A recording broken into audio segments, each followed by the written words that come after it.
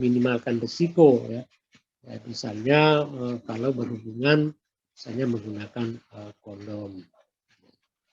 Kalau ada gejala-gejala penyakit yang kemungkinan akan menularkan ke orang lain.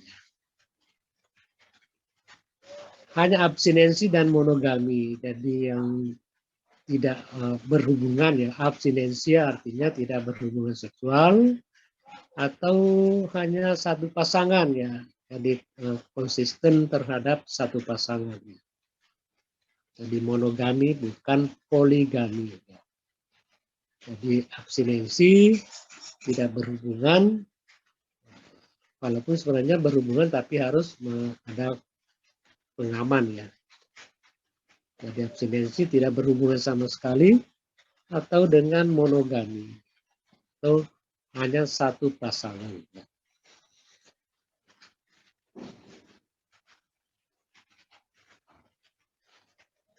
IMS tidak menular melalui, jadi IMS ini tidak menular di tempat-tempat duduk di samping orang yang terkena IMS. Jadi menggunakan WC umum, bekerja terlalu keras, menggunakan kolam renang umum, memegang gagang pintu, salaman dan pelukan, melalui peralatan makanan, melalui bersin, batuk, melalui keringat. Jadi hal-hal ini itu tidak menyebabkan penularan. Ya, mungkin beda dengan COVID ya. COVID bisa melalui udara, melalui bersin ya, atau cairan ya, melalui cairan ya, cairan yang orang yang terkena COVID. Tapi kalau untuk MS ya ini tanda-tanda yang tidak menularkan. Tidak menularkan penyakit IMS. Ini perlu dipahami kita sebagai orang Kesmas bahwa tempat-tempat ini atau perilaku ini tidak menyebabkan orang berpindah penyakit. Kita jangan takut ya, misalnya menggunakan WC umum tidak masalah ya. Tapi kalau misalnya karena sekarang ini adalah era COVID ya, kemungkinan hal-hal ini bisa juga dihindari. Jadi misalnya membuka gagang pintu, jangan langsung dipegang situ, tapi mungkin menggunakan cara lain. Perempuan lebih rentan terkena IMS. Ya, perempuan menampung air mani atau sperma jika berhubungan seks. Jadi tadi dikatakan bahwa bakteri yang ada itu bisa melalui hubungan seksual, melalui sperma ya. Jadi suami istri yang suaminya sering keluar itu bisa membawa penyakit. Jadi perempuan menampung air mani sperma jika berhubungan seks. Lapisan dini vagina sangat halus dan mudah terluka meskipun dalam hubungan seks biasa. Jadi ini perlu kehati-hatian ya. Kalau misalnya terjadi luka di situ, itu bisa menyebabkan berkembangnya bakteri patogen yang ada di organ reproduksi. Perempuan sulit menunjukkan tanda dan gejala IMS. Jadi tidak seperti laki-laki ya. Dari perempuan misalnya ya saja, tapi tidak ada yang menampakkan, ada yang tidak. Jadi misalnya kalau gatal-gatal atau bintil-bintil di luar, itu perlu secepatnya diperiksakan.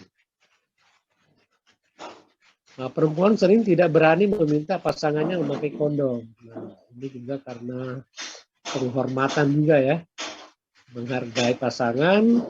Jadi kalau misalnya suaminya tidak mau menggunakan kondom, ya biasanya perempuan diam aja. Ya. Tapi sebenarnya kalau dia tahu suaminya kena penyakit ini, penyakit IMS, maka seringnya harus mengingatkan kalau mau berhubungan harus menggunakan kondom. meminimalisir penularan penyakit dengan menggunakan kondom. Perempuan sering tidak tahu pasangannya, sering berganti-ganti pasangan. Ya, biasanya kan laki-laki tidak jujur ya. Kalau jujur nanti jadi lain masalah. Jadi diam. Ya. Jadi diam, ternyata laki-laki ini, suaminya ini membawa penyakit dari luar. Ya, demi keselamatannya sebenarnya juga suami istri juga harus mempertanyakan ya. Suami juga harus bijak, jangan marah kalau ditanya ya. Ditanya kamu dari mana dan bagaimana di luar, itu perlu dicurigai ya, namanya curiga tapi tidak menuduh. Itu bahasa bijaknya ya. Saya tidak curiga, saya tidak menuduh, tapi saya curiga. Mengapa fokus pada perempuan?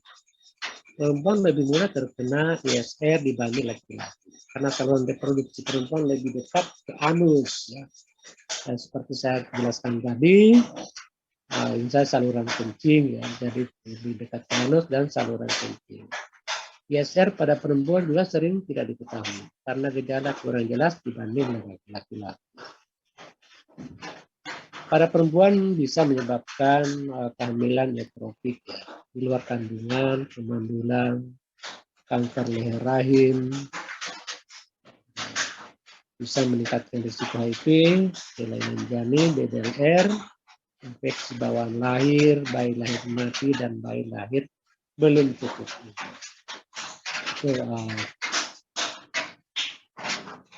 Kenapa perempuan menjadi perhatian khusus ya. Jadi infeksi pada reproduksi perempuan sering tersembunyi dan tidak mudah terlihat pada petugas yang kurang terlatih. Keluhannya pun tidak jelas, ya, sering merasa malu dan menceritakan makanya diperiksa alatnya. Ini yang terjadi di kita, ada rasa sakit di organ reproduksinya, selama masih bisa ditahan, dia tahan aja, tidak mau ngomong ya, tidak mau ngomong dengan orang luar ya, merasa malu dan sebagainya. Di sini kita kalau sakit di organ itu ada hal-hal yang dirasakan tidak seperti biasanya, maka perlu pemeriksaan secepatnya. Itu beberapa hal yang terkait dengan penyakit menular seksual, ya. Maksudnya saluran reproduksi bagi wanita. Jadi dengan mengetahui gejala-gejalanya akan lebih cepat mengambil tindakan. Jadi jangan sampai sudah terlanjur tidak mengetahui faktor-faktor penyebabnya dan sebagainya, jenis penyakitnya, itu akan sulit untuk diobati atau diambil tindakan medis. Jadi diharapkan di organ itu tidak mengobati sendiri.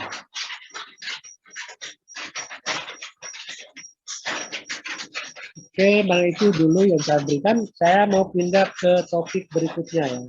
Sebenarnya ini topik terakhir, tapi karena kemarin kita tidak bisa karena masih diskusi, maka saya akan menggabungkan topik terakhir.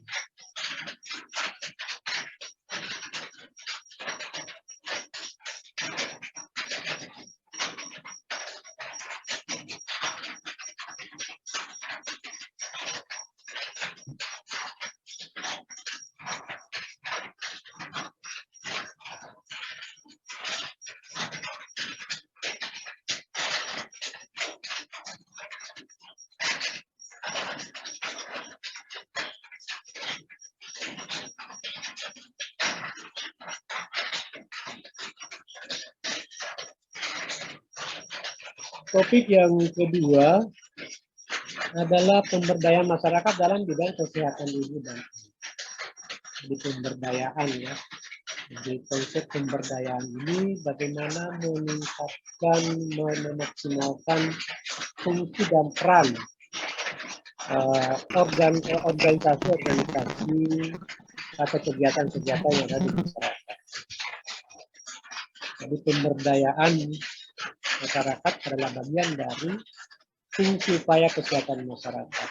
Dari puskesmas, karena keluarga merupakan lembaga terkecil dari masyarakat, maka pemberdayaan masyarakat harus dimulai dari pemberdayaan keluarga.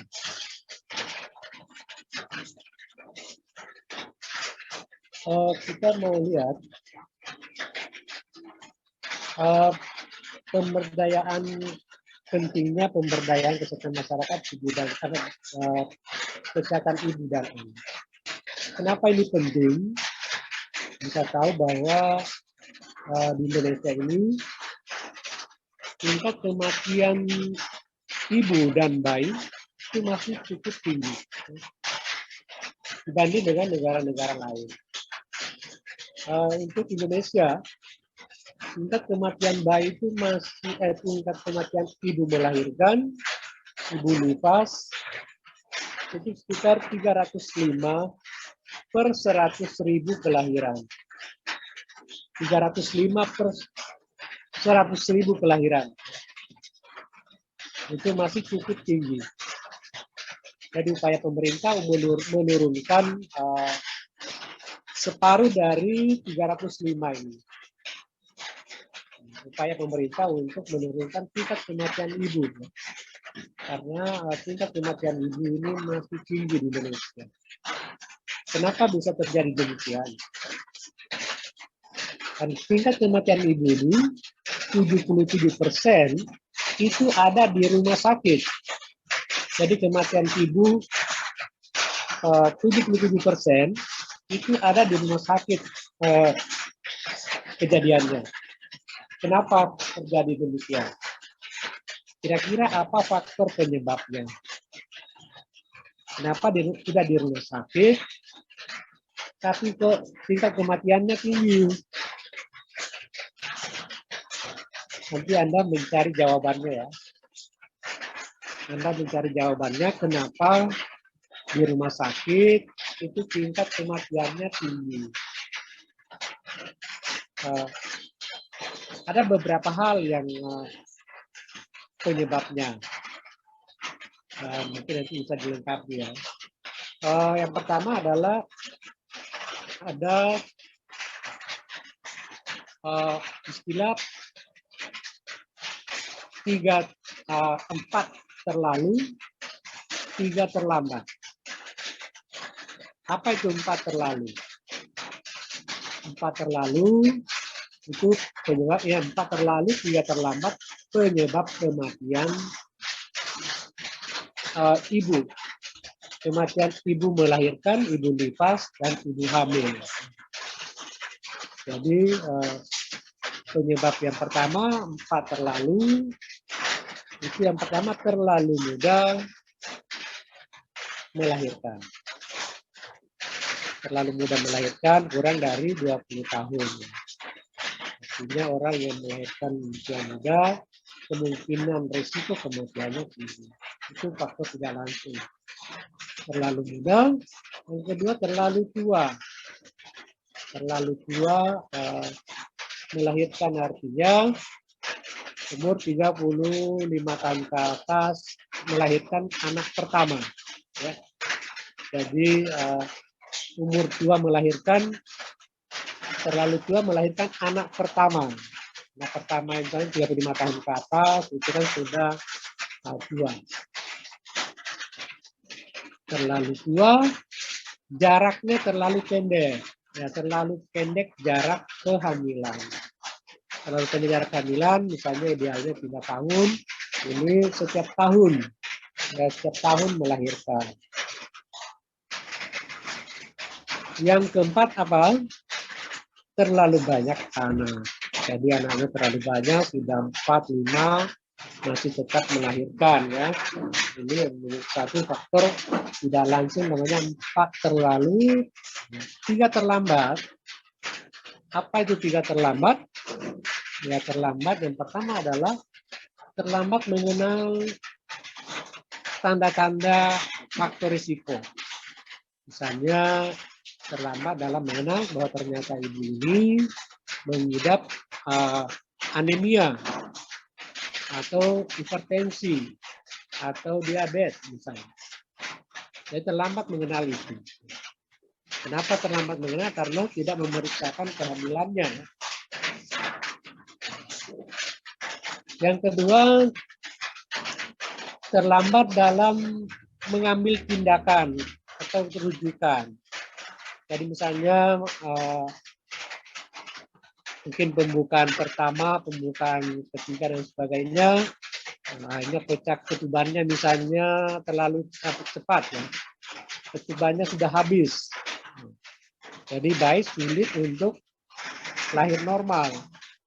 Nah, terlambat mengambil rujukan karena faktor pertimbangannya kemungkinan karena biayanya dan sebagainya, atau karena jarak yang terlalu jauh, alat transportasinya tidak ada, jauh dari pedalaman, jauh dari tempat pelayanan kesehatan, sehingga ya apa boleh buat.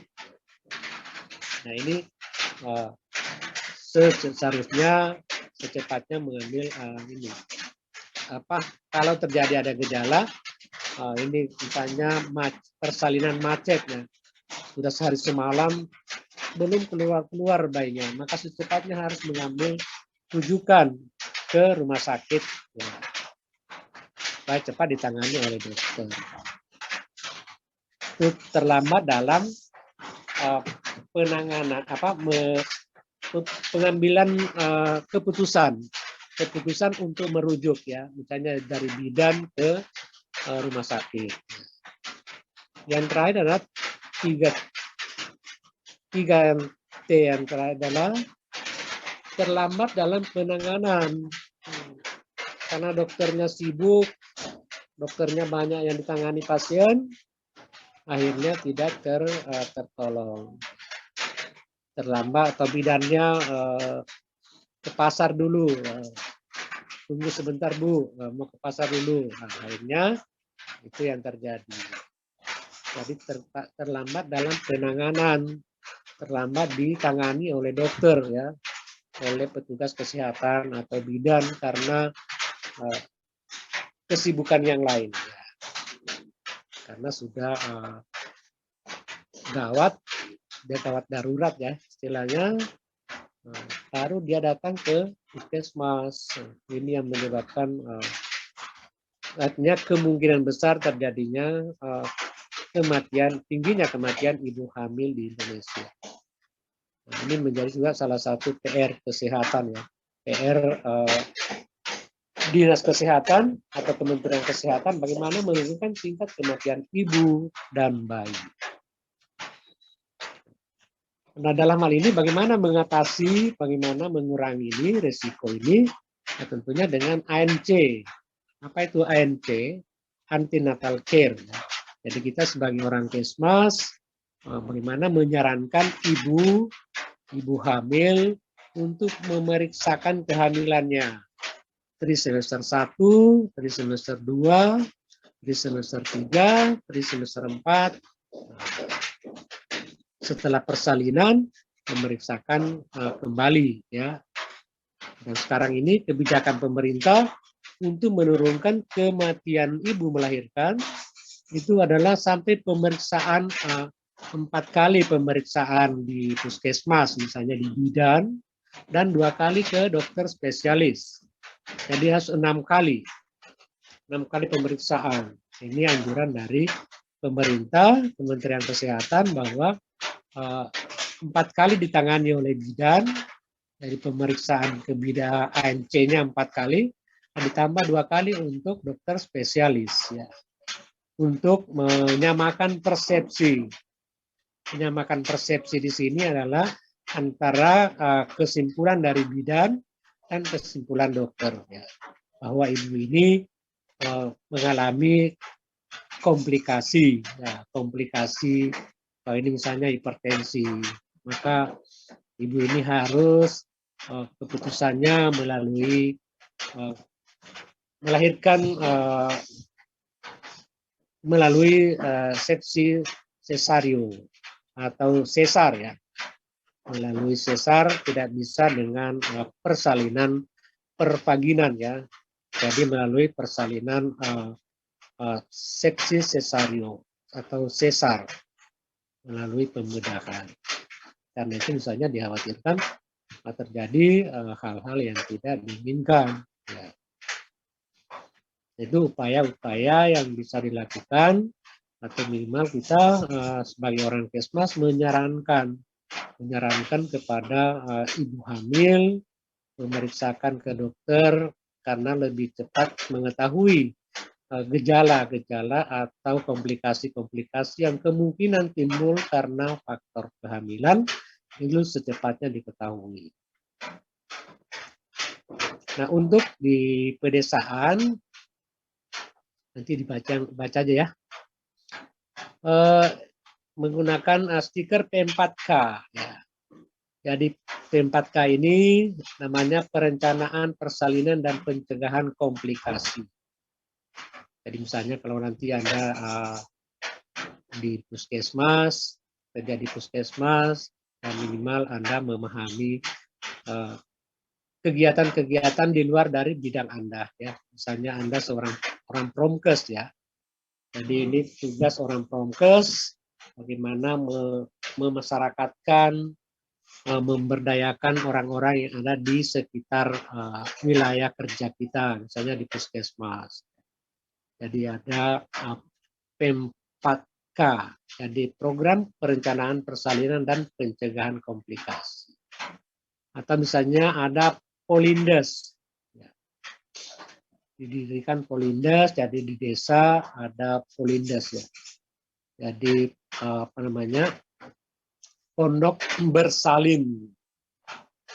Di situ secara spesifik menangani tentang pemeriksaan kehamilan. Nanti juga dia bisa mengetahui tentang gejala atau dampak dari persalinan itu apa, atau ibu-ibu yang mengalami kemungkinan komplikasi dari kehamilannya. Jadi ada stiker, jadi ibu hamil ini dipasangi stiker ya. Setiap rumahnya ibu hamil dipasangi stiker, namanya stiker P4K. Jadi perencanaan persalinan. Di sini ya isinya nama ibu hamil, taksiran persalinannya, ya. Dan misalnya diperkirakan ibu hamil ini melahirkan tanggal sekian, bulan sekian. Siapa penolong persalinannya, dan tempat persalinan di mana, di Polindes atau di puskesmas misalnya. Di Polindes, pondok persalin desa. Atau pendamping persalinannya siapa? Misalnya suaminya atau keluarganya ya. Transportasi apa yang dipakai, siapa transportasinya, menggunakan mobil, siapa supirnya dan sebagainya. Catatan calon pendonor darah, kalau misalnya terjadi komplikasi itu sudah disiapkan, karena risiko melahirkan ini kan namanya pendarahan itu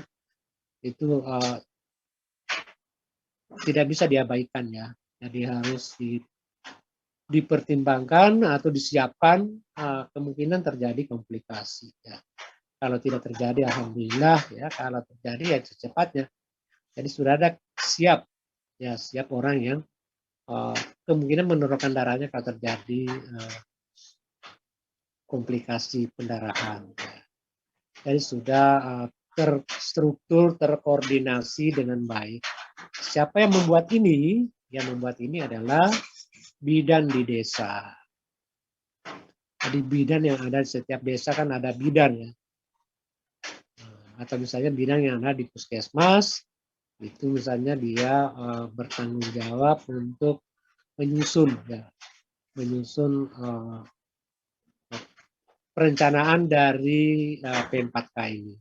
Jadi kalau sudah seperti ini, sudah jelas, nanti kan lebih mudah dalam penanganannya. Ini juga salah satu upaya untuk mencegah kematian ibu dan lebih cepat mengenal tanda-tanda atau kemungkinan akan terjadi komplikasi karena penyakit yang dialami oleh ibu. Nah, terutama misalnya kalau sudah berumur 30 tahun ke atas, 35 tahun ke atas, misalnya banyak karena faktor hipertensi. Faktor hipertensi juga merupakan salah satu faktor yang kemungkinan mempengaruhi persalinan tidak normal. Dan ini sudah lengkap ya diisi misalnya di puskesmas. Jadi tidak bingung lagi nanti kalau siapa yang mengantar, siapa yang mau mendonor darah, persalinannya di mana. Ya kan sudah jelas nanti kalau tidak ada komplikasi, misalnya di Polides.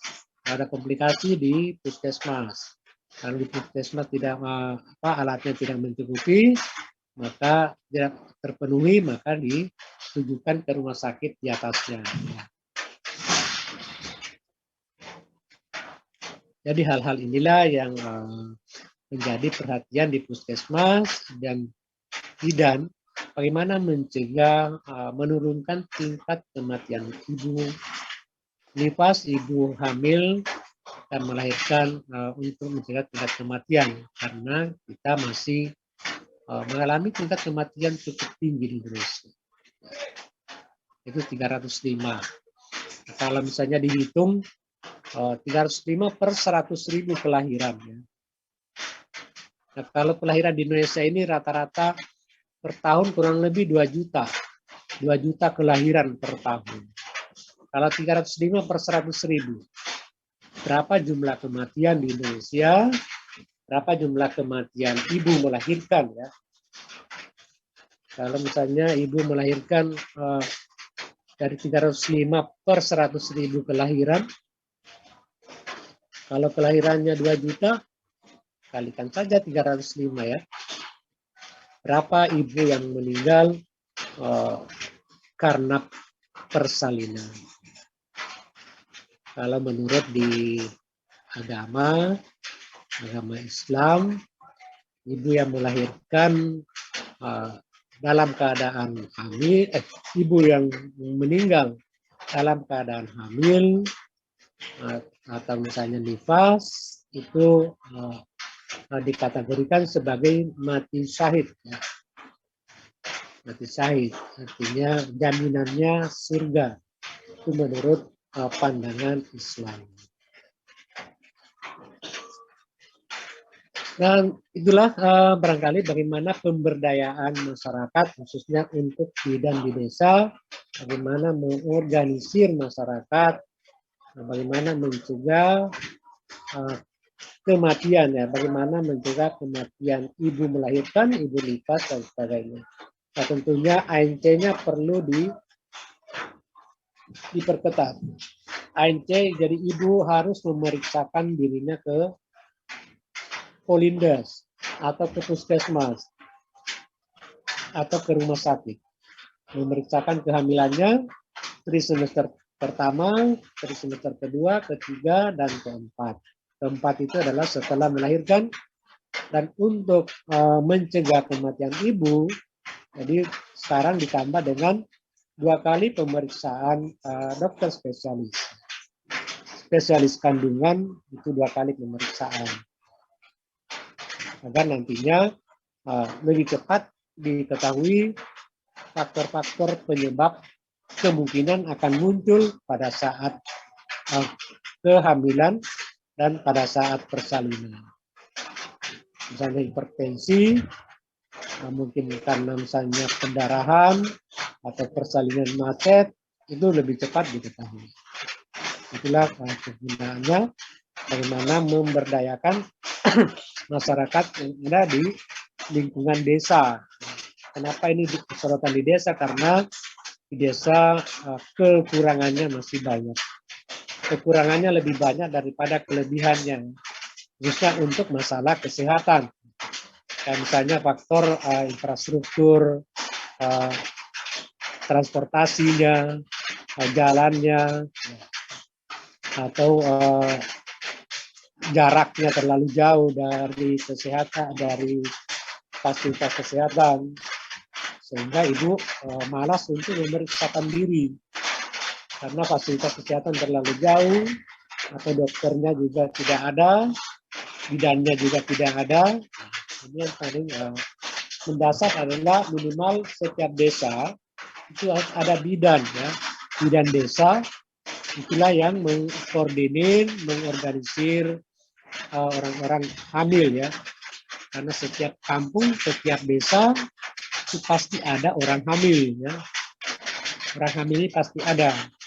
Maka misalnya pemerintah, dinas kesehatan menyiapkan setiap desa harus ada bidan desa di tempat di situ untuk mengelola, memberdayakan orang-orang yang ada di situ. Nah, bukan hanya bidan yang bertugas ya, juga adalah keluarga, suami, keluarga yang bersangkutan juga harus berupaya bagaimana mengatasi kematian ibu. Jadi bagaimana mengatasi, jadi tentunya bukan hanya diberikan tugas bidan ya, tapi juga suami harus siap siaga ya. Namanya ada siap suami siaga. Jadi dia harus juga mengenal, mengetahui misalnya tanda-tanda persalinan atau hal-hal yang kemungkinan terjadi kalau pada saat dia hamil dan saat persalinan dan sebagainya. Jadi suami juga harus mengetahui gejala atau tanda-tanda ketidaknormalan dalam kehamilan dan persalinan. Jadi supaya suaminya memahami lebih cepat mengambil tindakan atau keputusan. Jadi tidak boleh membiarkan ya. Kalau misalnya sakit perut saja, itu nanti sakit-sakit biasa saja, tapi jangan dibiarkan ya.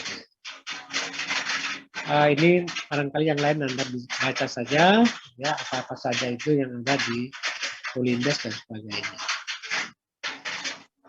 Barangkali itu yang saya bisa sampaikan. Ini karena ada masalah katanya dengan absensi ya. Itu nanti saya coba lagi buka absensinya. Jadi nanti kalau misalnya hari ini tidak bisa absen, mungkin besok juga bisa absennya. Tapi saya akan coba membuka lagi absennya. Barangkali itu tambahan pengetahuan dari kita mengenai tentang kesehatan reproduksi. Jadi mungkin selama pertemuan kita, pertemuan dari pertemuan 9 sampai sekarang, mungkin ada hal yang kurang berkenan dari saya. Saya mohon maaf. Dan misalnya akan kita ketemu di lain waktu, atau mungkin nanti ada yang berminat mengambil peminatan biostatistika kependudukan, kita akan ketemu kembali. Oke, saya kira itu yang saya bisa sampaikan. Jadi mudah-mudahan ini saya dengan Bu Anissa, mudah-mudahan ada informasi tambahan atau pemahaman mengenai tentang kesehatan reproduksi masyarakat. Jadi upaya dalam hal ini bagaimana menyehatkan keluarga, menyehatkan masyarakat dalam hal keterkaitannya dengan masalah organ reproduksi. Karena ini yang paling banyak juga menjadi permasalahan ya. Apalagi sekarang ini ditambah dengan stunting ya. Stunting ini juga mungkin salah satu juga faktor penyebabnya adalah mungkin karena penyakit IMS ya. Penyakit IMS atau mungkin karena faktor pengelolaan ya. Ya bagaimana peran bidan di situ, bagaimana mengatur gizi ya. Gizi pada saat hamil dan gizi pada saat dia sudah melahirkan. Dan sampai anaknya menjadi anak yang stunting ya. Karena di Indonesia ini juga 28% itu masih balita itu masih stunting. 28%. Ini rencana pemerintah mau menurunkan 14%. 14%. Ini perlu waktu untuk bagaimana mensosialisasikan, bagaimana mempromosikan pencegahan stunting di masyarakat. Terutama pada saat dia asupan gizi hamil. Asupan gizi pada saat dia hamil. Kebutuhan janin, kebutuhan ibu, pada saat dia melahirkan, misalnya ada inisiasi menyusui dini atau bagaimana menyusui ASI eksklusif, ya.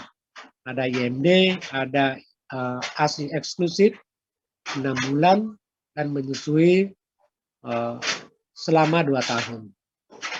Nah, ini juga kalau misalnya menyusui selama 2 tahun, itu juga ada dampak positif terhadap KB. Jadi ibu sel telur tidak ada yang matang pada saat dia menyusui. Jadi kehamilan kemungkinan tidak akan terjadi. Itu gambaran mengenai tentang kesehatan reproduksi masyarakat. Jadi terkait dengan masalah-masalah khususnya untuk kaum perempuan. Ya. Laki-laki juga perlu memahami hal itu. Oke, menurut informasi katanya sudah baik. Ini saya buka mengenai aksen ya. Saya buka aksennya nanti. Oke, demikian pertemuan kita. Insyaallah kita akan ketemu di lain waktu. Demikian. Saya tidak membuka pertanyaan ya. Demikian, saya terima kasih atas perhatiannya selama perkuliahan kita. Saya mohon untuk tetap menjaga kesehatan dan menghadapi ujian semester genap ya. Mudah-mudahan berhasil semua mata kuliah, bukan hanya berhasil di Kespro, tapi juga semua mata kuliah yang Anda programkan berhasil dengan baik. Oke, baik. Demikian pertemuan kita. Wabillahi taufiq wal hidayah. Wassalamualaikum warahmatullahi wabarakatuh. Salam sejahtera untuk kita semua. Selamat pagi.